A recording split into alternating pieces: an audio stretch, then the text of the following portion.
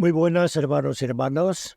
Les saluda el Padre Tony, esperando que vayamos viviendo con gozo y alegría y esperanza este tiempo pascual. Y lo vamos a vivir por una razón más. En estos días el Papa Francisco ha publicado un documentito titulado Dignidad Infinita y que habla sobre la dignidad que tenemos todas las personas humanas desde que nacemos hasta que moremos.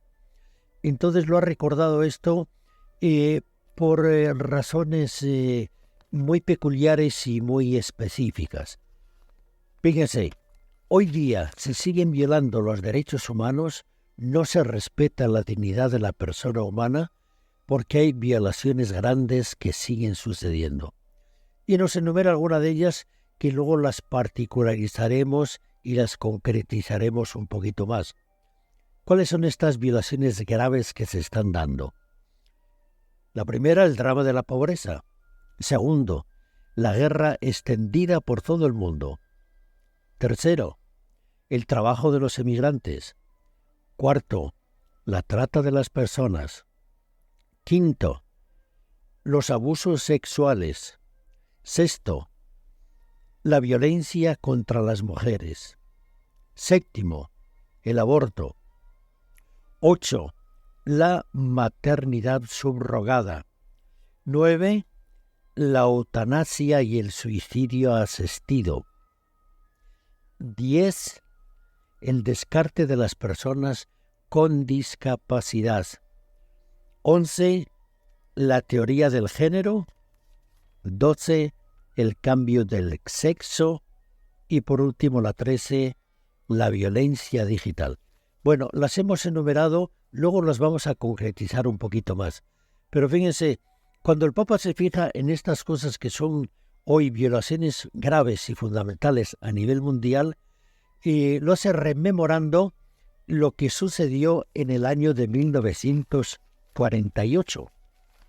En el año de 1948 se consideró un hito, una declaración de un gran valor mundial y ético para todos los países y todas las naciones, y fue la Declaración Universal de los Derechos Humanos, que fue en 1948. Entonces, ¿qué sucedía en aquella época?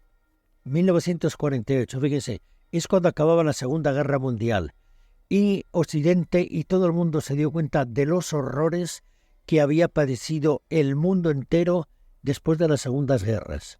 Muertes, hambres, destrucción, naciones destruidas, gente sin esperanza, etcétera, etcétera. Y entonces se elaboró una carta magna para decir que no se repita esta situación y que a partir de este momento se respeten los derechos humanos de todas las personas.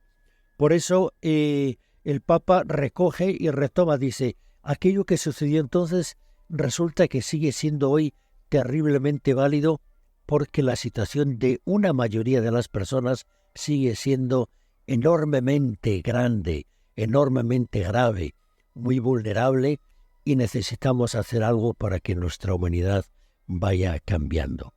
Entonces, el Papa, ¿verdad?, retoma y recoge y dice aquello que se hizo en aquel momento quedó muy chiquito. Tenemos que retomarlos y tenemos que volverla a poner en práctica ante tantas situaciones de millones de personas en todos los continentes y en todos los países. Lo dejamos por aquí ahorita y lo vamos a retomar en jornadas sucesivas para hablar un poco de cuáles son las violaciones a los derechos humanos y qué podemos y qué debemos hacer. A esta reflexión y a este documento tan bonito del Papa Francisco para toda la Iglesia y para toda la humanidad.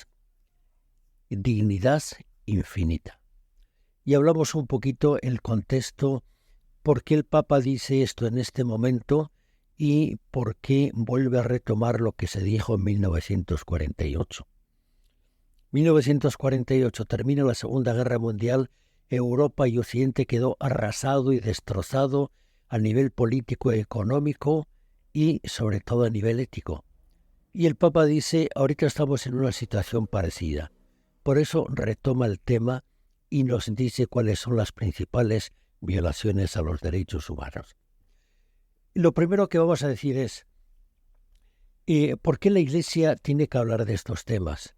Hay mucha gente que son demasiado espiritualistas y piensan que la misión, la tarea del cristiano y de la Iglesia es reducido a las cuatro paredes del templo, a las devociones, a las misas, a las eucaristías, a Via Crucis, es decir, actividades muy buenas, muy sanas, fundamentales e indispensables, pero también la Iglesia tiene que proyectarse en nuestro mundo y tiene que hacer presente el reino de Dios.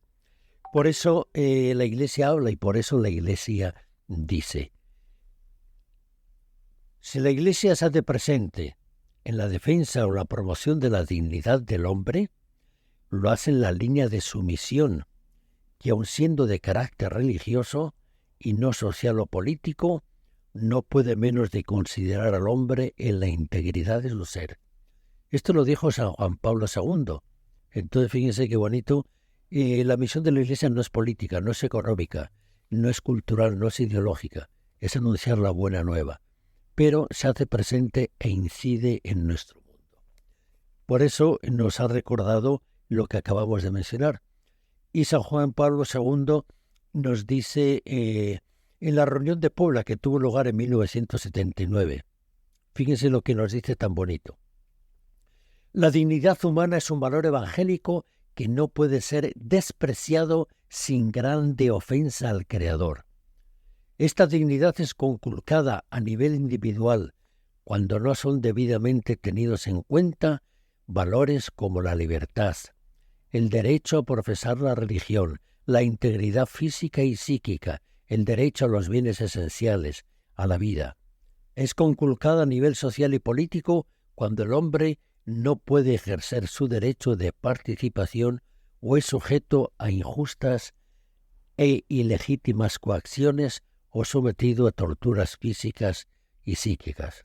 Eso lo ha dicho San Juan Pablo II, pero Benedicto XVI nos dice algo parecido.